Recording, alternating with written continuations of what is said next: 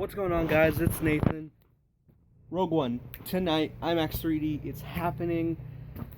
So excited! I just woke up today. Gonna be vlogging throughout the day of, me going to the movies, and I'm gonna be filming at the theater. I'm gonna go in, see the crowd, see the packed crowd, see the long lines of concession, and it's the IMAX theater, and it's almost sold out. I think I'm gonna take a screenshot of the seating so that I can include it probably like right here.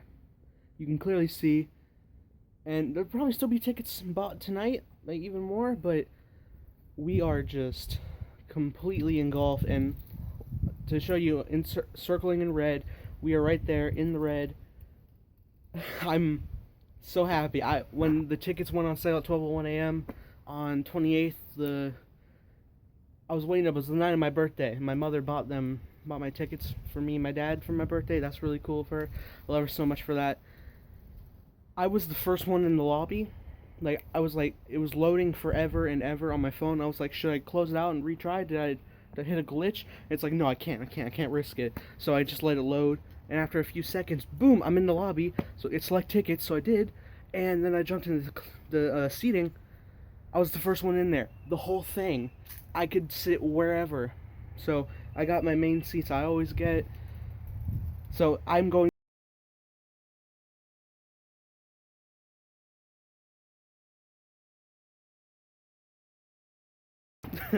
That's a surprise to me because, The Force Awakens is my favorite film of all time. You will find out why in my review that I'm posting. It should be up by now when you see this. You may notice it was a day late. I was supposed to post it on premiere day, which is today, Thursday, but I was just having so much trouble getting actual footage from the film. So by the time I did actually do that, I had to cut it short. I was up until I spent from 1 p.m. to 1 a.m. working on editing and couldn't finish. I'm going to attempt to finish it today. It should be finished today, and it'll be rendering when I go to the film. And then when I get back, I'll finish the touch-ups, and then I will post it again. Now, quick shout-out to Stevenson Johnson at StevensonJohns1. I'll link his Twitter. He did the title card and thumbnail for the video, and it looks absolutely amazing. At least I assume it does. I haven't seen it yet, but I know with his work, it's going to be incredible. So make sure you show him some love. Follow him on Twitter. Follow him on Instagram. I'm sure you'll find a link through that. I was getting tired holding this. So I'm going to check back with you guys in a little bit. I'm super pumped for Rogue One. How it could be better than The Force Awakens. I'm sure critically it is. Will it top it? I don't know. I'll have to see. But if I find it better than The Force Awakens and I don't let the newness get to me, that would make Rogue One my favorite film of all time. So, come tonight. At the end of this video, you will see my review, both regular and spoilers. And yeah, guys, I'm excited. Rogue One. Here we go. Hey guys, I just booted up the computer, so as originally said, I am finishing up editing the review for Force Awakens. It's very tasking. I gotta go through the whole film, but luckily to make editing a little easier on this slow computer, as I'm gonna be watching the film on playback, and I'm gonna be typing down the timestamps of where I need to cut so that I can just get that real quick and put it where it needs to be. I should have this done before I go see Rogue One, so yeah, wish me luck, but it already happened, so. Okay, so it's gonna be a late night editing the review, but I'm gonna be heading over to the theater to watch Rogue One right now. It's horrible lighting in here, but we're gonna go. Can't wait.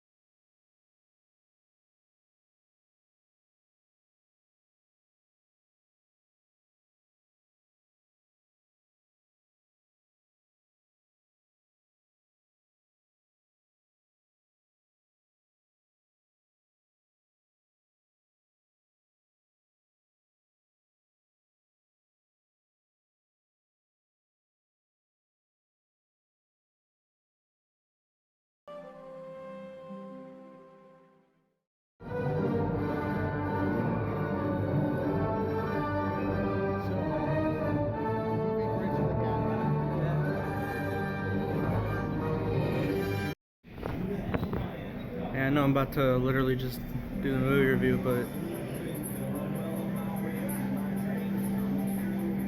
you gotta see it. You gotta see it right now. Like right now. Right now.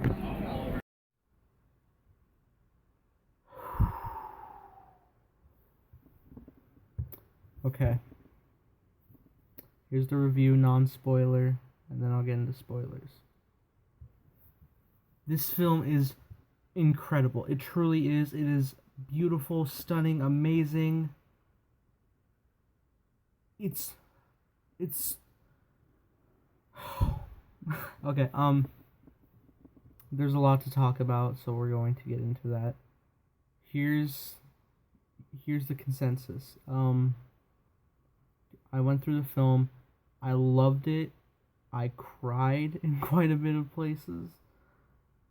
It's so beautiful and such a good tie to episode 4. I watched episode 3 before going, and it actually did help. There was a part where, you know, it references stuff, and you're very fortunate to have seen it. You just will fall in love with. It's not cheesy. It's not, you know, just grabbing the glory days and bringing it back into this. No, it's heartfelt, quick, perfect.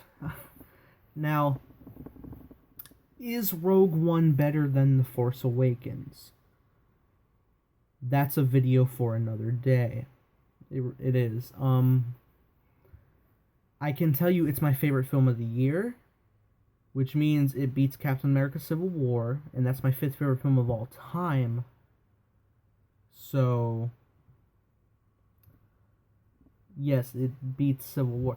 Does it beat episode 4 through 7 is the thing, though, because episodes 4 through 7 are my top 4. Force Awakens being number 1 of all time. Check out my Force Awakens review, you will know why. Is it better than The Force Awakens? I can't say. I can't say yet. I have to see it again. If I look at it from a filmmaking standpoint, maybe. I don't know.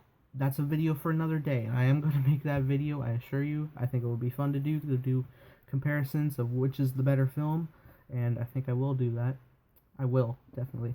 But does it beat The Force Awakens as of now? No. I did not feel the same way about Rogue One as I did The Force Awakens. I actually felt drastically different, but I was majorly emotional. Now, the first time I saw The Force Awakens, I was very tired after going through a marathon. This, I was in such a crowded theater, surrounded by true fans, people who were dressed in some costumes. I mean, there was a father and son dressed in Jedi robes, and they got glowing lightsabers. Those were the lightsabers you saw earlier. And there was this one guy with the red lightsaber. There's people back there that I didn't get for the blue lightsaber. It was great. It was beautiful to see, being surrounded by all these fans. The movie started and the lights didn't go off in the theater, so everybody was like, oh, yelling, turn the lights off! Turn it off! And like this part of the film started playing, and dude in the back was like, "This better be a trailer." And it's like, oh, this. I understand, but guys, it's on. It's on. Let's watch. But it within 2 minutes we were right into it. Yeah, I'll go into more spoilers. It's a great film. It doesn't pass The Force Awakens for me, but as of right now in my list, we're in my top 5 films of all time, which is Force Awakens, Return of the Jedi, Empire Strikes Back, A New Hope, and Captain America Civil War. I'm leaving Rogue One as a tied at number 4 with A New Hope. I know that I probably can't do that, but it's my list. I'll do whatever I want, first off. Secondly, it works so well as a pairing with A New Hope. Like, you have to watch it as a double feature. It's mandatory. I was even telling my friend, yeah, watch episode 4, go watch Rogue One, come home, watch episode 4 again. So it's incredible. Visually amazing. They do things that I didn't even think were possible, and they did. They truly pushed the grounds of digital visual effects, and they just skyrocketed into something I did not think was possible. And they did it, and it was incredible. So, with that being said, Rogue One, A Star Wars Story, 4 out of 4 stars. Go see it. Best film of the year for me that I've seen. Best film of the year. I can't wait to go see it again, and quite possibly a third time like I did The Force Awakens. I can't wait to go with friends. It's going to be great. I cannot wait. Now we're going to jump into spoilers. If you have not seen Rogue One, go see it. Come back and watch this video. Thank you guys for watching so far. If you're bailing now because no spoilers, fine. But now we're going to talk about spoilers. We're going to get into this film. Oh my god. I obviously first have to talk about the visual effects. Okay, so make sure you're gone. Are you gone? Spoilers now. Grand Moff Tarkin is in this, and they recreated Peter Cushing's face amazingly. The voice was pretty good too. I actually did a fan cast of Ralph Fiennes as Tarkin. This wasn't him, but when he was turned around talking, he was talking, and I thought it sounded like Ralph Fiennes. I was like, wait, what? Did they? No. Now they showed his reflection in the window looking at the Death Star, and I was like, okay, cool. Then he turned around, and it was Peter Cushing. From the grave, from the 70s, it was Peter Cushing for real. He was there. Oh my god. When I was looking at him, like the whole time, I was like,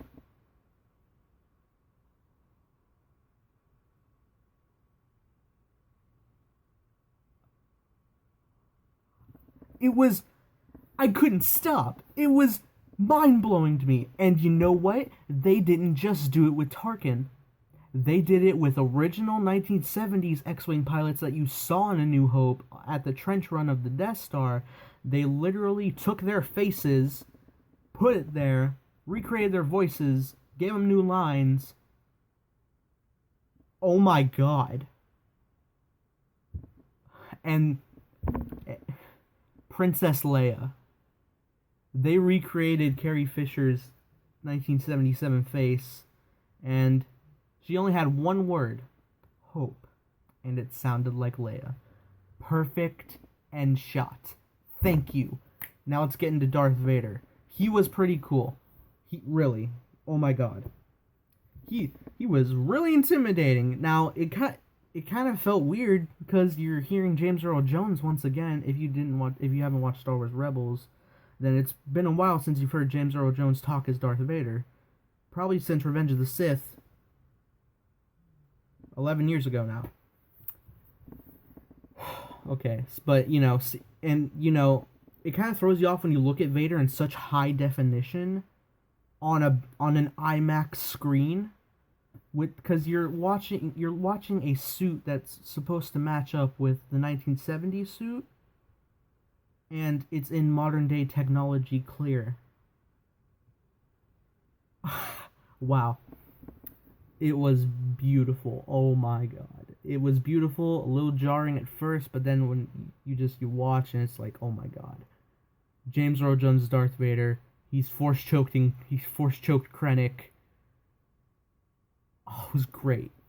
Then there was a lot of callbacks to A New Hope. I will get into the main story in a sec, but the callbacks to New Hope, I guess you can call them Easter eggs. They had the dude from Mos Eisley's cantina where, he messed with Luke, like, hey, he doesn't like you. I don't like you. Like, Jin bumped into him, and he's like, you better watch yourself. And then Ponda Baba, that's the alien's name, just, held him back, and then just got in Jin's face, like, whatever he does. Oh my god, that was so good to see! Now, upon further analysis, did the dude actually look like the guy who knocked over Luke? The makeup, yes. The face, maybe not. But you know what? It was such a cool, quick callback. You don't even care. It's there. It's gone. You saw it. You loved it. Move on. And yeah, it doesn't linger on like the old days, like Ghostbusters. They kept doing callbacks to the original again and again and again and again every 10 minutes. And whereas this, you're taking the world of Star Wars established, you're doing hints from the prequels and stuff you're going to see in the original trilogy, but you're mainly world building around right before A New Hope. You're taking A New Hope and you're expanding it a little bit. You have all of A New Hope, and then you put a little add-on that works amazing in the universe. Now let's get into the story and characters. Obviously, it's about the rebels stealing plans to the Death Star. You got Jyn Erso. She was great. Her father, Galen Erso, played by Mads Mikkelsen, was great. Felicity Jones did such a good job as Jyn Erso. I loved her character. I don't know the actor who played Baze Malbus. I'm sorry, but he was great. He worked great with Donnie Yen's Chirrut Imyu. I hope I said that right. Did great. Bodhi Rook, Riz Ahmed, he was really good. I loved him. Diego Luna's Cassian Andor was great. I love him. I love his accent. Um, Mads Mikkelsen's Orson Krennic, very good villain. I hated him quite a bit in a few points because he was going against these characters that I did fall in love with. I fell in love with these characters, much like I did The Force Awakens. I fell in love with these characters. But you don't get to keep these characters. Everyone dies. And yeah, you may have anticipated that, but some people may think, well, okay, maybe some of them will get out. No. All of Rogue One dies, and so does Orson Krennic.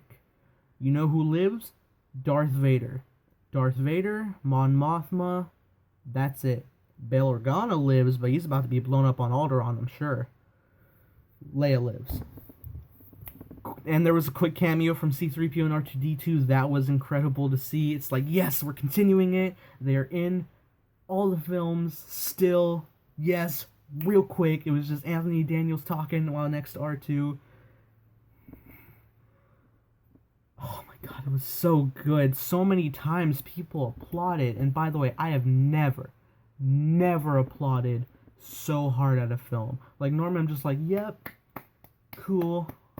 Yes, just going on with the main crowd. But when everybody's cheering around you, you're just like, and I did that like 20, 30 times, claps. I love this film. I really do. I love it. I can't wait to see it again. The Mon Calamari they had was cool. All the creatures they had was really cool. You know Biston, the space monkey? Okay, if you're a diehard fan or been following the news, then you know who Biston, the space monkey is. He didn't have a lot of screen time. He did sound like a monkey. Like you heard him make monkey noises a couple times. And yeah, he didn't make it out either, man. He crashed in that U-wing. But he fought. He was great. All the rebels were great. Bringing back people's faces, some that whom are dead. You brought back their faces. How did you do it, ILM? How did you do it? Because that's amazing.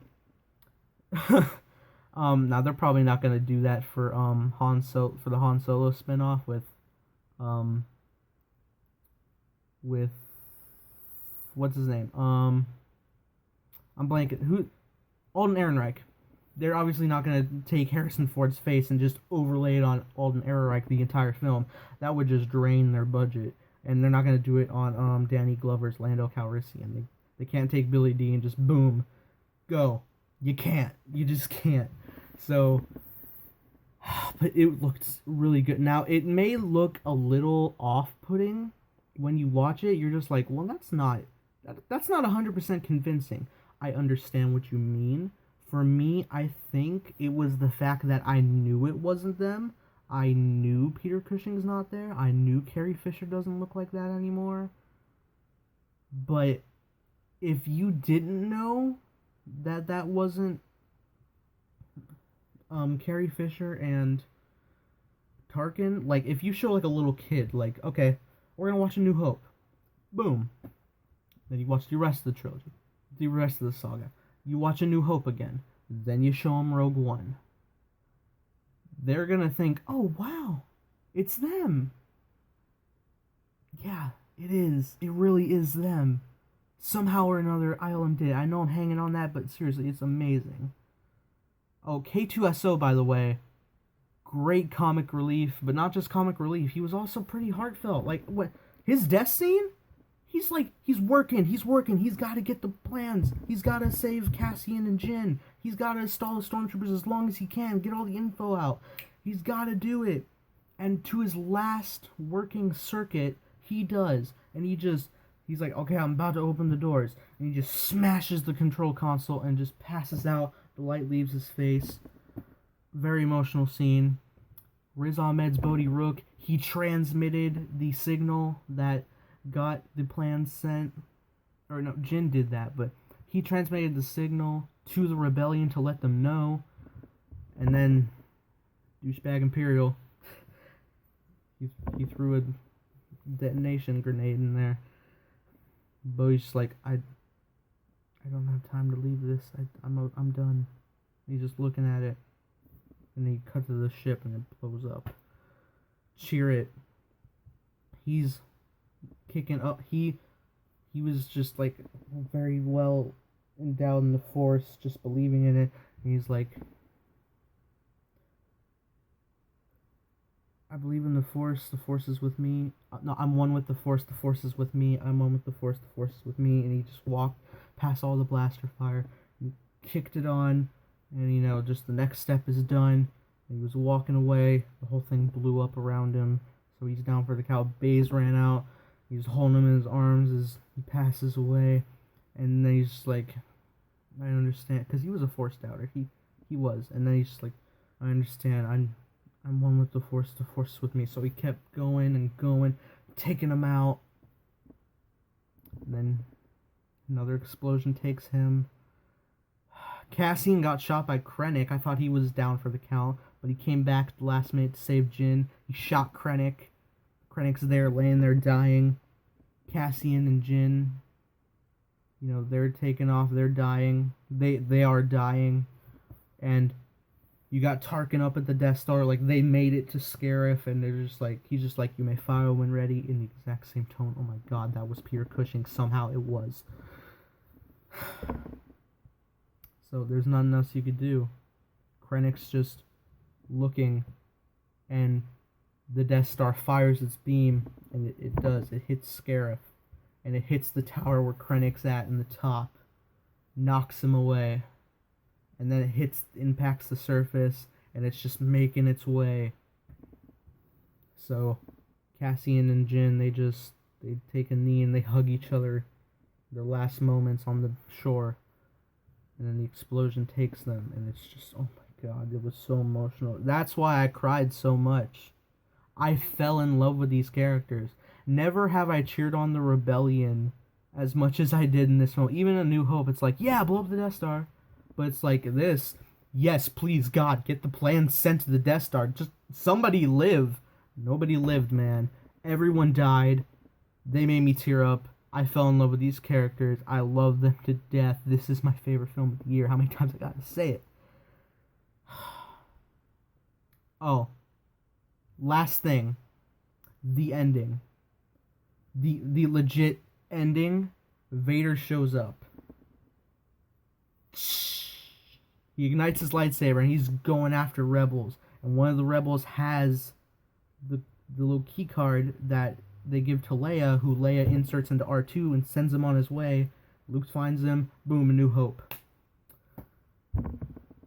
Vader came on screen with the lightsaber, and people are cheering, woo! But I was like, I fell in love with characters that died. This isn't happy right now. Just leave, Vader. It was cool to see, for sure. I love the scene. Like, Vader's just wasting people. Like, he took a guy and he slammed him into the ceiling. He held, like, 4 men, just slashed them, and it's like the last guy, and their door won't open, it's jammed, and they gotta get the keycard through, so it's like, dude, I know you're just gonna have to slip it through the crack, you gotta just do it. Oh, poor guy. Poor rebels.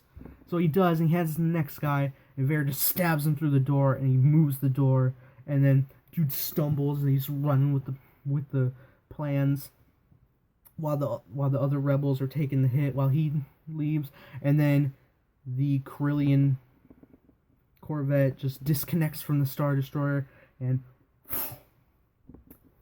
taking off. And then, they're going around the corner. Rebel delivers it, and boom.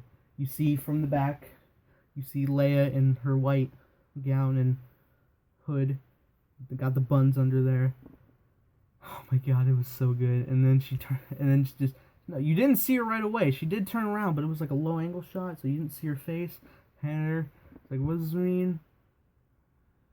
She turns around, see Carrie Fisher's face. Hope. And that was Carrie Fisher's voice. And then it just...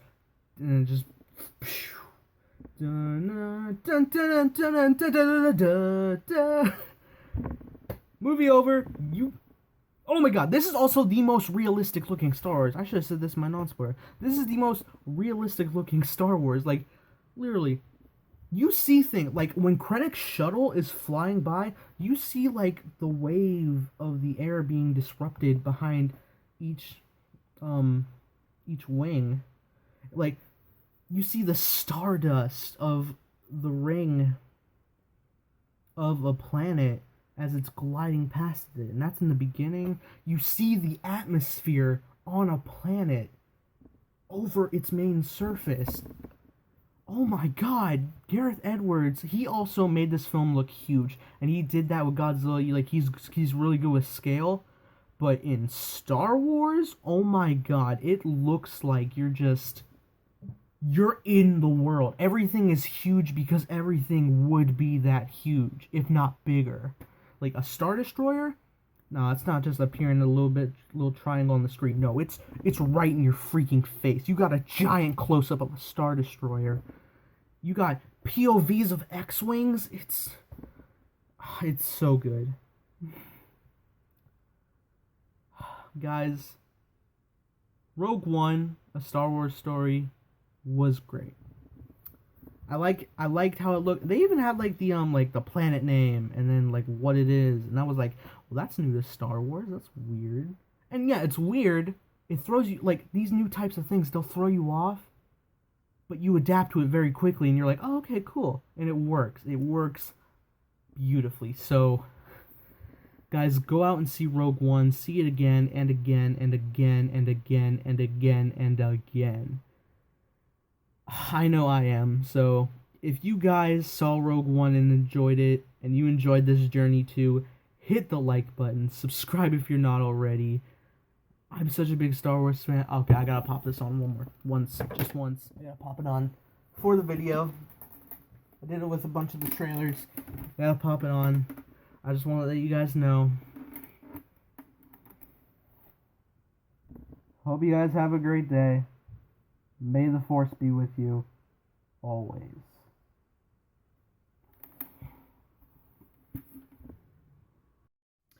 I forgot to include this, but real quick, if you're a big Rebels fan, you may have heard in the hangar that they called for Syndulla. They called for Hera. They called Hera Captain of the Ghost from Star Wars Rebels. Captain Hera. I think they said Captain, but they definitely said Syndulla. Dude. Rogue One name drop?